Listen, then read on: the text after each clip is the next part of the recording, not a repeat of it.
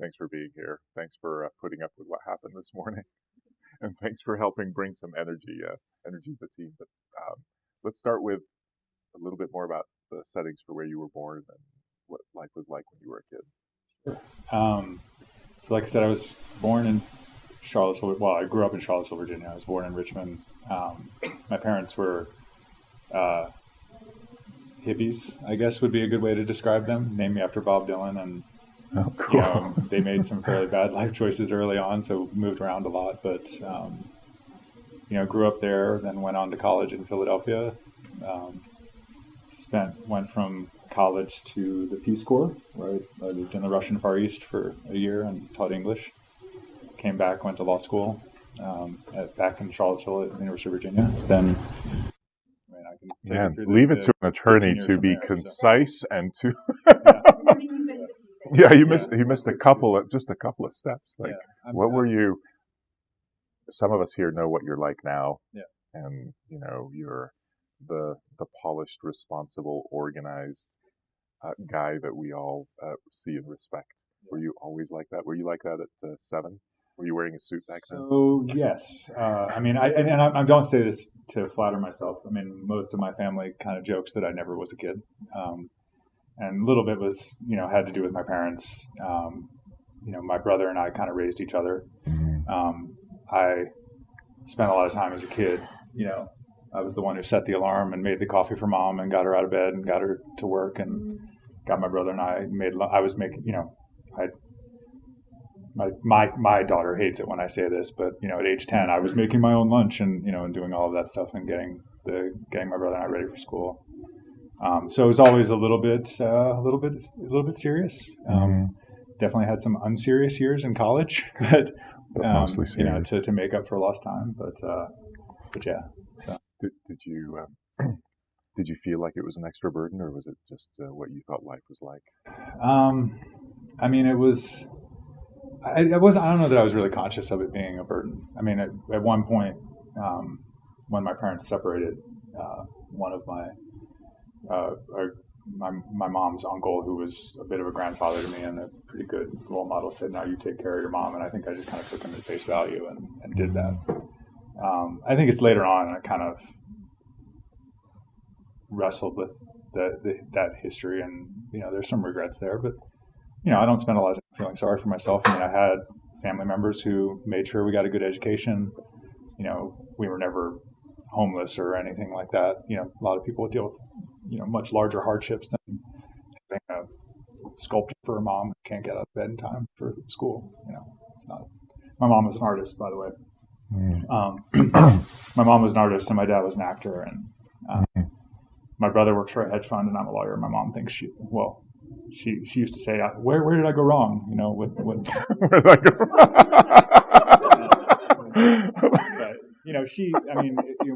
We got closer as we found and stuff. So it was, it was not, like I said, I'm mostly grateful that, I've got a really strong relationship with my brother. We both went to really good schools, have had successful careers. We now live in Park City. I get to live in a ski town and have a real career. Like, who else? How many people get to do that? So no, absolutely. And I think that's what's amazing about your journey, among many things. And I think that's what we'd love to learn about and unpack a little bit. What was it about your circumstances or about who you were and your brother was that made it so, as despite the challenges, you were able to make it? Was it the impact of this uncle, among other things? Yeah. What were you like? Were you organized in high school as well? Were you hardworking in high school? I was. Sounds, it's weird. It's weird telling these stories because some of it sounds a little bit self-congratulatory, but my uncle was a huge influence. He was an administrator at Princeton. When he died while I was in college, there was a line out the door of the church of students that he'd influenced and taken under his wing. When I was in high school, he used to send me clippings back before the internet, clippings from the New York Times saying, "You need to read this article." Wow. It was always put a huge priority on just intellectual development and really fostered my love of books and learning. and that, just despite all of the, chaos with my parents, helped me kind of keep my eye on the prize a bit. And I certainly wouldn't be here without his influence. He was the one who, when I got to high school age, he insisted that I go to a boarding school because he really just saw that both my mom and my dad were not in a good place to raise a teenager, and that I needed focus. And so I ended up, I was actually a little annoyed with him at the time because I ended up at this all boys school in the middle of nowhere, Virginia, but it was good for me. I mean, it was, every hour of every day was scheduled. So I no longer had to take care of my mom, and I could focus on being a student and getting into a good college and stuff. So, that was fortunate. It also gave my mom the space to get herself together, and so that time I mostly was grumbling about the lack of girls, but it was the right choice. Because you couldn't do the whole pool effect. Yeah, I couldn't. You couldn't do that. No. So. It's inspiring to hear the influence that your uncle had on you, and I actually don't think that in our conversations in the past I really appreciated how much. Well, I mean, I think for me, the feeling bitter about of a childhood, I guess, about and being thankful for what I did. There are a lot of people much harder childhoods than I had, notwithstanding all of the chaos. But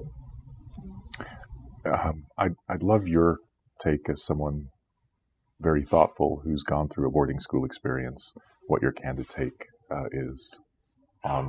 So, I mean, for academically, it was great. I mean, my biggest class was 10 students, wow. Right? I played 3 sports, was in lots of, clubs, and was on the prefect board, which is the kind of like school council or whatever. So it was great for me. It got me into a good college for sure. Did not prepare me very well for going to college, because suddenly got to college and nobody cared if I showed up for class, right? And and at the time, I think I viewed college as sort of like, well, now I'm over that hump. I'm at school. I don't have to be a good student anymore. I'm at Penn. I don't have to show up for calculus class. And that was a mistake. I missed my first 2 years in school were not as productive as they should have been. But boarding school, I think, generally does a good job getting you into school, but a pretty bad job of preparing you for freedom when you get there. I also developed a really unhealthy chip on my shoulder about rich kids that I carried it to Penn with me.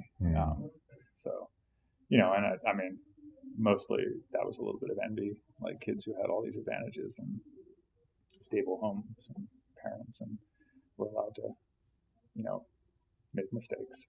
So. And you sensed that at the boarding school, I'm assuming, but did you feel that at Penn as well? Yeah, both. I mean, for sure. I mean, at boarding school, it's, a lot of vacations where I would go home to Charlottesville, and kids would go off to ski vacations in Colorado or wherever they were going. And then Penn was even worse, because I'm going to school with people like Donald Trump Jr., who were just, idiots.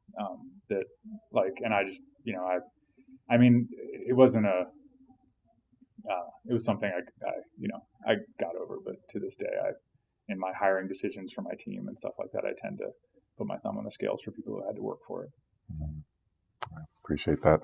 What did you study as an undergrad, and did you know you wanted to go to law school? Is that no? I mean, I had lawyers in my extended family, and didn't think that's what I wanted to do. So I started out at Penn as a finance major in the Wharton undergraduate division. Realized that what I did not want to do was go be an investment banker in New York. It seemed to be what everybody at Penn was doing when I was there. Investment banking and consulting were like, 50% of the graduating class every year. So after my sophomore year, I actually took a year off and lived in Colorado, did a ski bum year. A friend of mine at Penn convinced me to just take a step back, and did that. I was mostly paying my own bills anyway, so it was actually a good year to like work. I lived in Colorado, but I worked 3 jobs, actually saved a lot of money, and went back to school a little better off financially. but also managed to ski 75 days or whatever, and had a great year. And I came only back. 75, Mike. I know, I feel for you. Yeah, only 75. Right, but that was all I could do while working, at a hotel, bookstore, and at a deli. And that was, I'm sorry to interrupt you, that was enough to pay for your tuition and living expenses? No, I mean, after financial aid and stuff like that, it was enough to basically pay for my rent for the first semester. But it wasn't a lot of money. It felt like, I'd done pretty well working. I was working like 80 hours a week, but also skiing every day. So, yeah, the energy we have at that age, isn't it amazing? Yeah. And also, I worked at a hotel where the tips were really good. So, but yeah, no, it was a great experience. I switched my major to history when I got back, and for the first time, had an opportunity in my last 2 years at Penn to just embrace frivolous learning, right? It wasn't like a trade school anymore. It was just learning for its own sake, and that was awesome, and I loved it. And I loved history, and ended up majoring in history with a minor in political science, mostly focused on Soviet history. And then the Peace Corps said, "Hey, would you like to go to Russia?" And I said, "Yes, absolutely. I would love to go to Russia." So, the decision to go to law school wasn't really until I got out of the Peace Corps and suddenly had to start paying my student loans and needed a professional degree. And you spent a year in Russia before as well?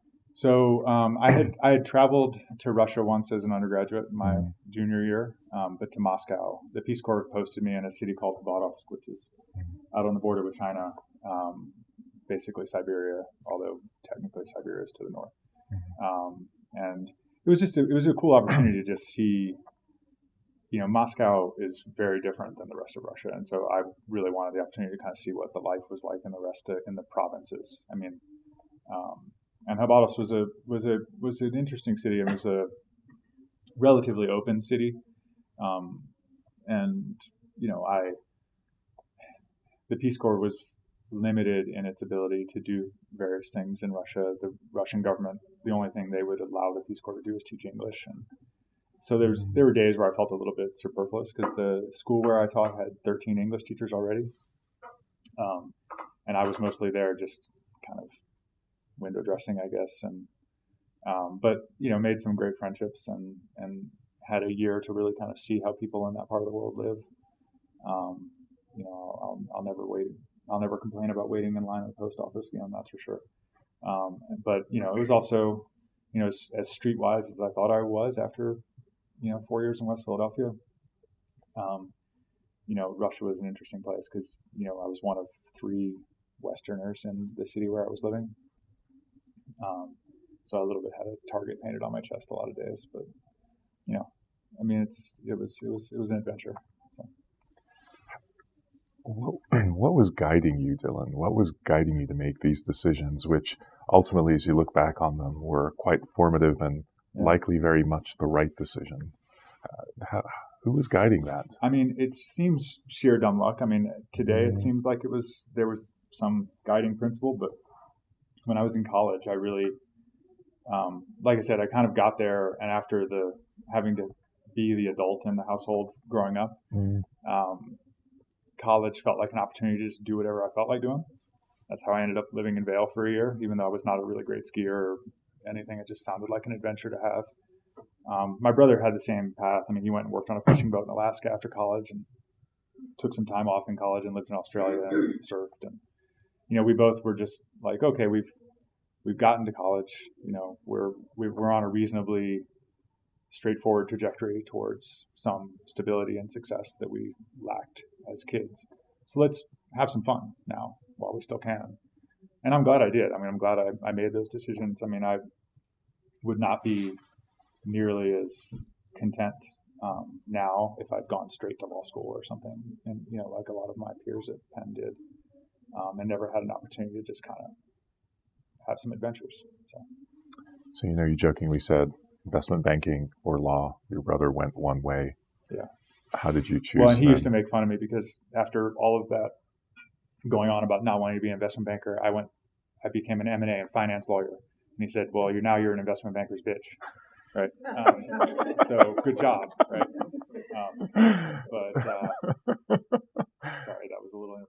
can edit that out of the podcast. But, that's going to be the quote he puts as the headline. How I became an investment banker's bitch. Great. Now I'm not going to edit another. 2 edits now.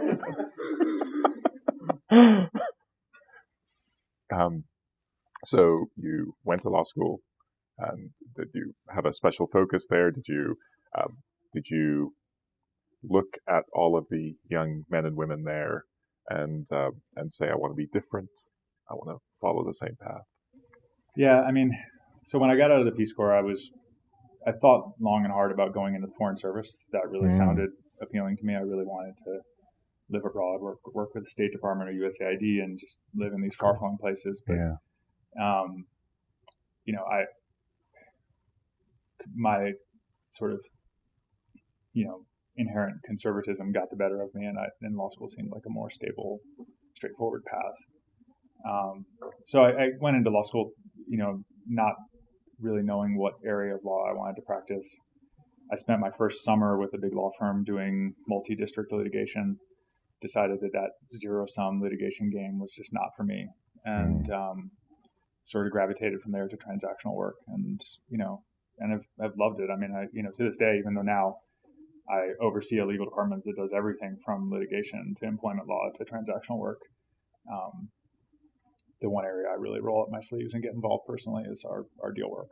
So, because doing deals is fun for me. It's a solvable set of problems, because everybody who comes to those tables, wants to get the deal done, and you just have to figure out a way to bridge the gap, and that is for me like the most satisfying part of my job. So I'd love for you to just give us some perspective to the audience and to me as to the scale of the legal operation that you run in terms of what you can share publicly, number of transactions and number of team. It's actually pretty unfathomable, right? You have a whole department of lawyers. That sounds like a fun team. I bet you guys have a great time. I mean, we're one of the bigger outdoor gear companies in the world, right? We have, I guess we're up to 38 brands now, including some household names like Camelback and Bushnell, Camp Chef, Bell and Giro helmets. Our operations are all over the country. We used to have a headquarters in Salt Lake, which is how I ended up here in Park City. Most of our corporate staff is now in Minnesota, but I'm not moving to Minnesota. And so, my team is spread out all over the place to cover, because every one of our brands has their own site. We have brands in California, Kansas City, Minnesota, Idaho, a few other places. And aggregate revenues of? We're up to about $3 billion now. $3 billion. Yeah. And so, with that many brands, and, some of we make such a wide variety of products, from helmets that save people's lives. We also make a lot of hunting accessories. We make ammunition mostly for hunting. And that just, it throws off a lot of a wide variety of issues. So I have 8 lawyers and probably a total department size of 25 people. And that's, to me, as small as it really can be. I'm not a empire builder, but I say this to our CEO quite often. There's no small business when it comes to legal support needs, right? I mean, he thinks in terms of revenue, right? But it's really about variety of products and intellectual property and issues they throw off, and which I try to strike a good balance, and I do a fair amount of benchmarking to make sure that we're getting some synergy out of a corporate legal department that's shared across all of our brands. So none of my lawyers do one thing. Everybody wears multiple hats. And how do you decide, this might be a little less interesting for some, but it's interesting to me, when you have a scale like that, how do you decide what to do in-house versus outsource? Yeah, it's a good question. I mean, for me, the only reason to have in-house lawyers is because they can get to know the underlying business well enough to be proactive and get in front of things. Because in the legal world, an ounce of prevention is worth 100 pounds of cure. Mm-hmm. You never want to see when things end up in litigation, it's because somebody did something stupid and something failed. And litigation is horribly expensive, right? I mean, one high stakes commercial litigation can easily cost $1 million. And if it goes all the way through trial. Yeah. And so I try to strike that balance where if there's subject matter expertise we need for discrete things, I get that outside. But for that day-to-day counseling, in the business units, understanding what they're doing, helping them spot issues, knowing their goals and figuring out ways to get them there safely. That's where you really need in-house lawyers, and that's where I spend my money. I do have some subject matter specialists in intellectual property and employment law and things that come up every day where it's just more cost effective to have internal subject matter experts. But for the most part, my lawyers are all generalists who really are just have a seat at the table to help issue spot. So, I mean, we do still spend a fair amount of money on outside counsel, though. I mean, it's some of our business units throw off a fair amount of products liability litigation and things like that. So. When you say ammo. Well, it's surprising. I mean, ammunition actually does not throw off that much litigation, particularly on the products liability side. Hunters and shooters generally don't sue. Cyclists, on the other hand, do sue. When they fall off a bike, cyclists, they sue everybody, right? Including the city that laid the roads, the people that made the bike, and the people who made the helmet that saved their lives. So we get a fair amount of that. But. There's so many bad jokes that we could make right now, and I'm so bad, I'm not going to. And Anna's not here to stop me. Do you see how? Will you guys let her know? I didn't. One of the interesting things about your company is you're so big, you're so broad, that you have, should we say, left-leaning brands and right-leaning brands all under the same umbrella. Yeah.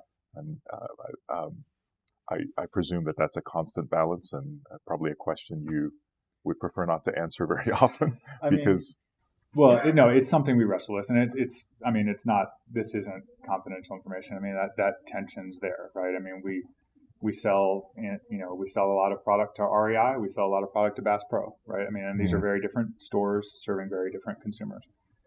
The vision for Vista was always that there are,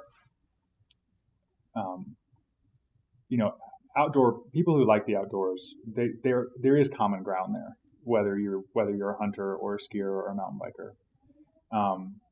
Vista Outdoor has a corporate foundation that's very much focused on finding that common ground and things that we care about at the foundation: getting kids off screens and outside, protecting outdoor space.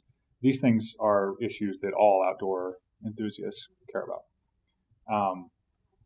For our brands, even our hunting, like Bushnell, which makes a lot of hunting and shooting accessories, and our, in Belgiro, for example, there are a lot of commonalities in supply chains, distribution, legal and HR support needs, right? So that we do get a fair amount of synergy from the overall package, even if on the surface, there are some very different channels, they're very different end consumers.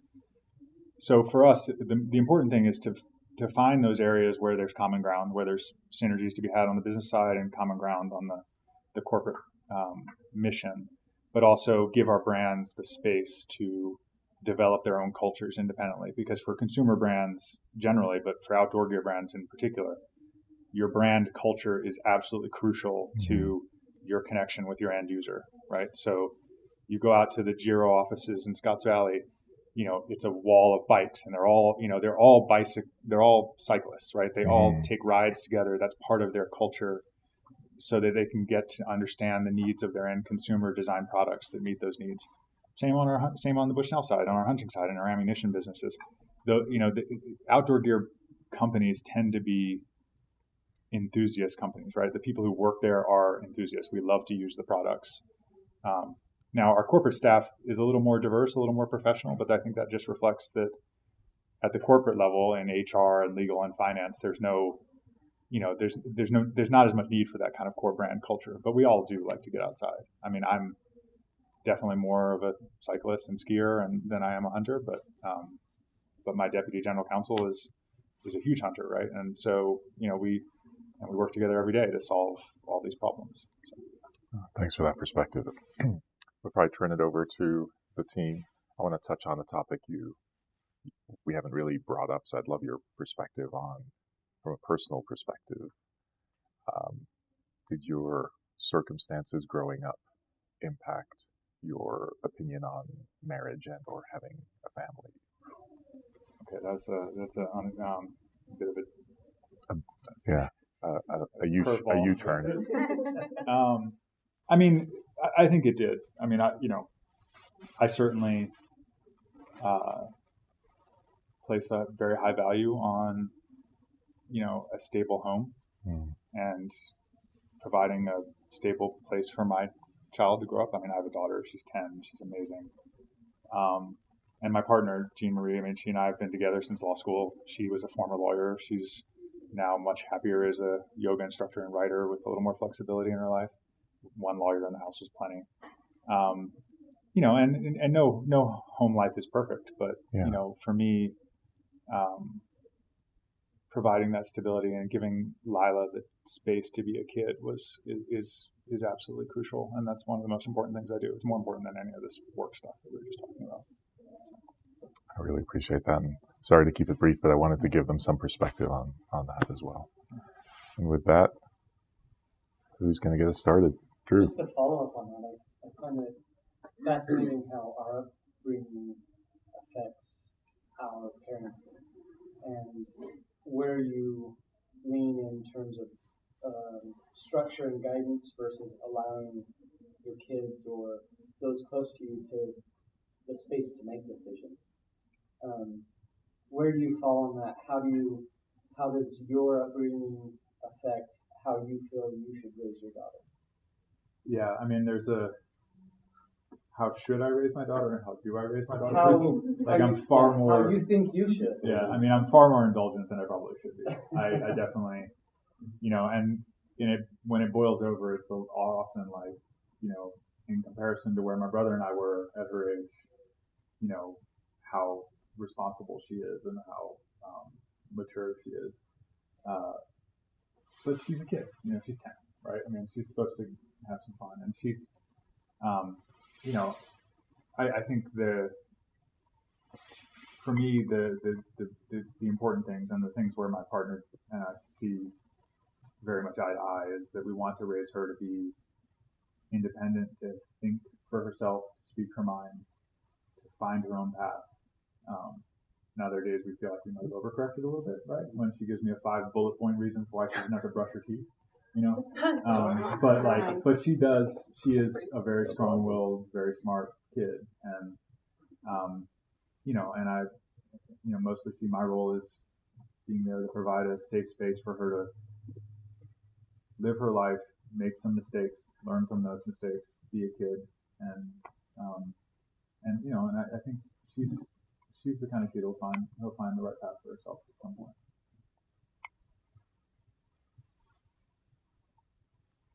Who's next? I want to give Christy a chance as well. Yeah, I didn't have anything. It's a great story. I always love these moments, so I appreciate you sharing your story. I'm going to ask you to try to be honest. If your daughter became an artist or a painter like your mom may have aspired, how would you feel about that versus her becoming an attorney? I've told her the only thing she can't become is an attorney. So I would absolutely support. I mean, she's actually a brilliant artist. She spends a lot of time doodling and sketching, and I see so much of my mom in her. Sometimes it's a little scary, but she, if that's what makes her happy, that's great.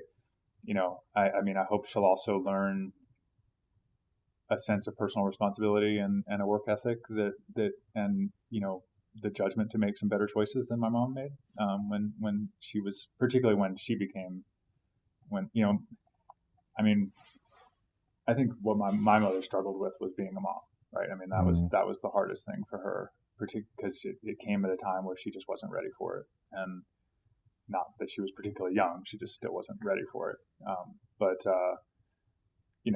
she eventually figured it out. I mean, by the time I was in high school, she had switched from being an artist to being a teacher, and she was,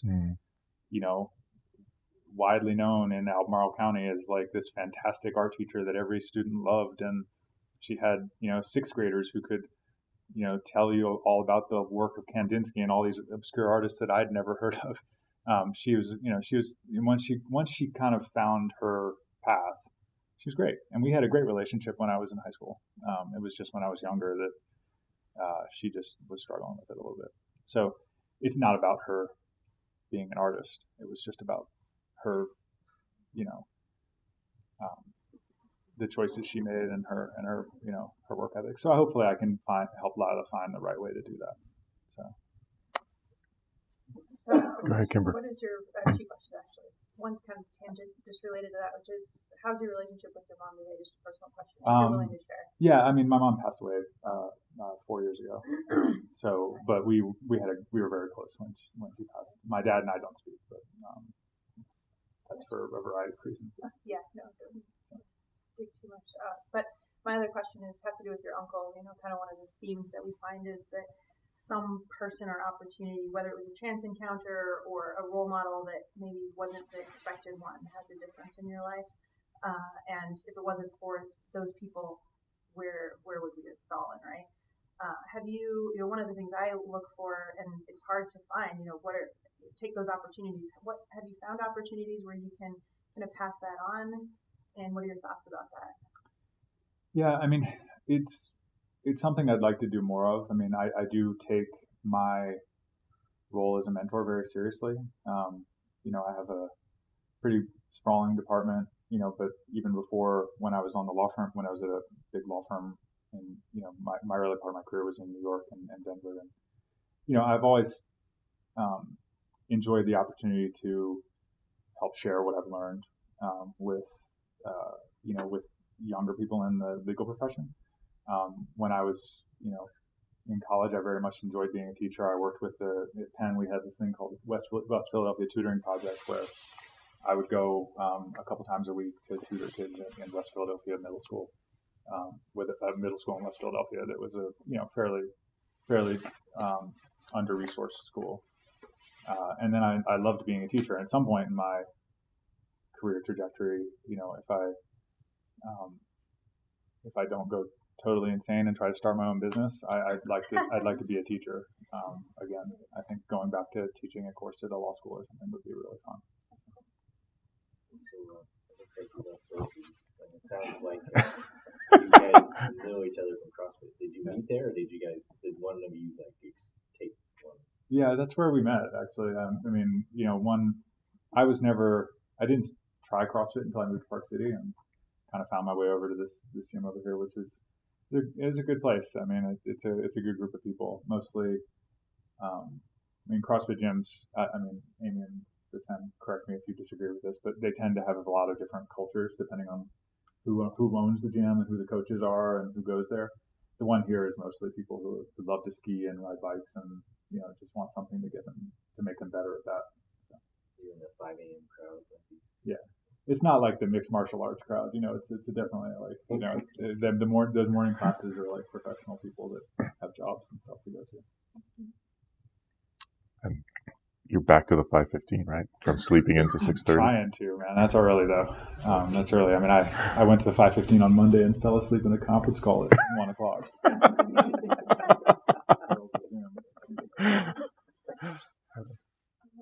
I always find everyone's stories fascinating, whether it's my friends, colleagues, your guests, so thank you for sharing.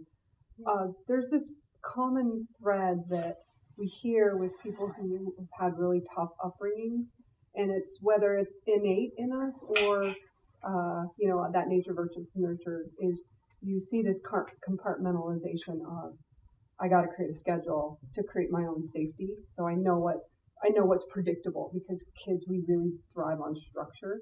So our families who create that structure, it's a kind of that different environment. And we see that a lot. And I did a master's in personality theory and stuff like that. So I always find these so fascinating. But I find this common thread, and I see it even in myself, because my upbringing is not a happy story. It's good today, but what was rough, right? Very similar, but lots of drug abuse and stuff like that.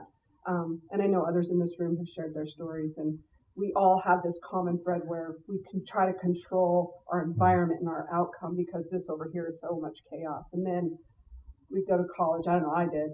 I did the same thing. I went crazy, drank too much, whatever. I mean, it was like, I'm free, oh my gosh, right? And so thank you for sharing that, because it's this common thread, but we share it, and it's how and it's that nature and nurture that we bring to kind of bring ourselves into some balance, and then it's what we do from there. And I love that you haven't held on to it, and that you had that mentor. The mentor is so important. Like, I've had mentors, but it wasn't anybody in my family. It was teachers, right, who said, you're smart, knock it off, quit being angry, those kinds of things. So I loved your story, so thank you for sharing. Thank you. Yeah, it's funny. I mean, I like you, I think when I'm stressed out, like my partner and my daughter know it, because I'm like aggressively cleaning and trying to control the environment around me, right? Or, and I live and die by my calendar. I probably have more in common with the Dylan at age 10 than I do with Dylan freshman in college, who, partied all the time and was happy with chaos. But it is, I mean, that is one, for me, that having that sense of control of like the space around me and the environment is sometimes it's one of my flaws, I guess, because it can spill over and affect the people around me too much. Despite the challenges of your upbringing and your current profession, I'm curious what creative or artistic skills or perspectives you carry with you. Yeah. I never had any talent for art. I tried to play a couple of different instruments, and those never really took. I think the closest thing I have to a creative outlet is writing. I mean, I'm a voracious reader of novels because, well, I don't spend a lot of time reading nonfiction because that's what I do for a living. I think, I used to write, particularly in high school. I did a lot of creative writing and things, and I took some creative writing courses in college. At some point, that's something I'd like to get back to. I mean, I think, I joke about, one day hitting that number financially where I can take a year off and go live in France and write my novel, but we'll get there. My wife my partner is a writer too, and is actually in the middle of an MFA program right now. So I think it's something we share, is a love of literature and a love of books and writing. Great question. I know you have very expensive billable hours between us and your next your end of the day, but thank you so much for making time for us, and thank you for billing us a discounted rate for this morning. Because I don't think we can afford you. Thanks for making the time.